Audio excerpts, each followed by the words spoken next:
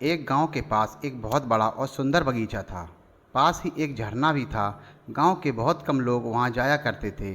उसमें तरह तरह के फूल खिले रहते थे। उस बगीचे में तरह तरह के पक्षी विहार करते रहते थे, जिनमें कोयल, मोर, कबूतर, चिड़ियां चहकते रहते थे। एक मोर हमेशा उस बगीचे में आया करता था। जब भी मोर का मन करता वह झरने के पास चला जाता, झरने से गिरते पानी के पास चला जाता। पानी की हल्की हल्की फुहार पड़ते ही नाचने लगता था। वहीं पास के एक पेड़ पर एक दिन एक कोयल यह सब देख रही थी। उसे देखकर कोयल कुकहाने लगी। कोयल की बोली सुनकर मोर को बहुत मज़ा आया। वह खुशी से अपने पूरे पंख खोलकर नाचने लगा। कुछ देर बाद कोयल उड़ जाती है। मोर भी थक जाता था। वह वापस चला जाता है। अगले दिन से यही सिलसिला चलने लगता है। पेड़ पर बैठी कोयल अपनी मधुर गले से बहुत अच्छा स्वर निकालती, जिसे सुनकर मोर नाचने लगता था।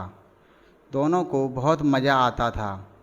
कुछ ही दिन में कोयल और मोर दोनों दोस्त बन जाते हैं।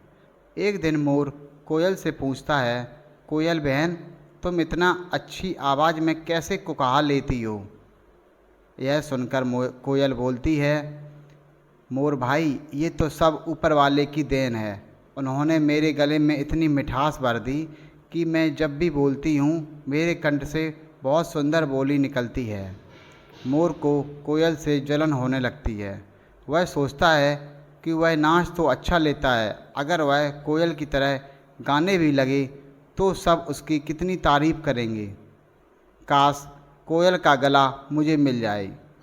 इसी अधेड़ बुन में वह नाचना छोड़ देता है। अब वह झरने के पास जाना भी बंद कर देता है। उधर कोयल हर दिन झरने के पास वाले पेड़ पर बैठकर कुकहाती रहती थी, लेकिन मोर वहाँ नहीं आता।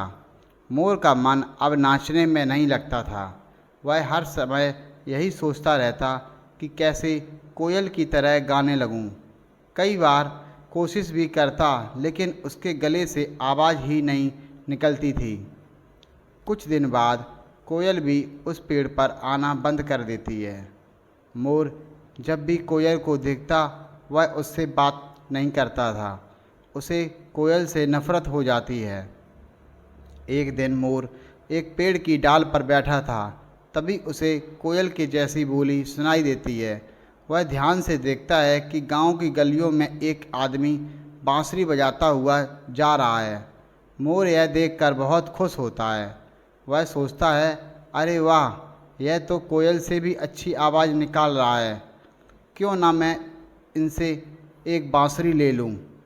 वह डाल डाल पर उड़ते उड़ते बांसुरी वाले का पीछा करने लगता है। बांसुरी वाला एक पेड़ के नीचे आराम करने के लिए बैठ जाता है और अपनी बांसुरी का थैला वहीं पास में रख देता है। मोर चुपके से पेड़ के पीछे से जाता और उस थैले में से धीरे धीरे एक बांसुरी चोंच से खींचने लगता। बांसुरी वाला गहरी नींद में सो रहा था। मोर धीरे धीरे बांसुरी निकाल लेता है और बांसुरी को चोंच में दबाकर उड़ जाता। एक पेड़ की डाल पर बैठ जाता। मोर बहुत खुश था। वह सोच रहा था, अब मैं नाच कर और गा कर सबसे बढ़िया पक्षी बन जाऊंगा। अब उस कोयल का घमंड भी टूट जाएगा। बहुत कहती थी, ऊपर वाले ने उसे ऐसा बनाया है, अब तो मैं उससे भी अच्छा संगीत निकाल कर दिखाऊंगा। लेकिन अब यह समस्या यह थी कि वह बांसुरी बजाए तो बजाए कैसे? बांसुरी को छोड़ता है तो नीचे गिर जाएगी। इसलिए वह बगीचे में नीचे आ जाता है। बांसुरी को ज़मीन पर रखकर उसे चोंच में दबाकर फूंक मारता है, लेकिन चोंच की दूसरी तरफ से हवा निकल जाती है। बांसुरी बज नहीं पाती। इससे मोर बहुत परेशान हो जाता है। फिर वह सोचता है कि अगर मेरी चोंच ना हो तो वह आराम से उस आदमी की तरह बांसुरी बजा लेता। वह एक पत्थर के पास जाकर ज़ोर ज़ोर से अपनी चोंच उसमें मारता, लेकिन चोंच नहीं टूटती। फिर वह एक पेड़ के तने में अपनी चोंच फंसाकर तोड़ देता है। चोंच टूटते ही उसे बहुत दर्द होता है। वह दर्द से चिल्लाने लगता है, लेकिन कोई वहाँ नहीं आता। उसके बाद मोर बहुत रोता है। फिर भी वह किसी तरह बांसुरी बजाने की कोशिश करता है, लेकिन बिना चोंच के बांसुरी कैसे पकड़े, यह तो उसने पहले सोचा नहीं था।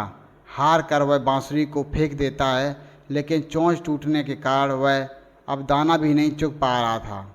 वह परेशान सा इधर उधर भटकने लगता है। तभी कोयल की नज़र मोर पर पड़ जाती है। कोयल उसके पास आती है। मोर भाई, क्या हुआ? ये चोंच कैसे टूट गई? मोर उसे सारी बात बताता है। यह सुनकर कोयल उससे कहती है, भाई, मैंने तो तुमसे पहले ही कहा था कि ईश्वर ने जिसे जैसा बनाया है वही ठीक है। अगर सोचो कि मैं नाचने लगूं तो कैसे नाच लूँगी?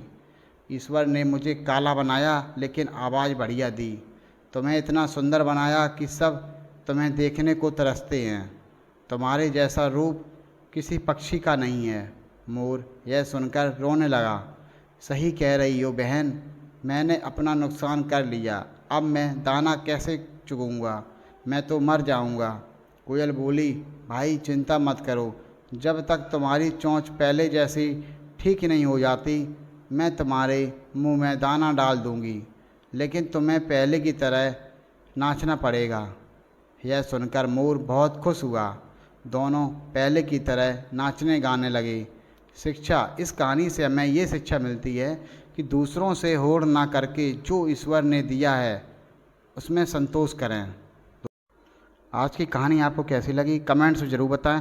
अगर आप हमारे चैनल पर पहली बार आए हैं तो प्लीज़ दोस्तों चैनल को सब्सक्राइब जरूर करें। मिलते हैं नई कहानी में। Okay bye.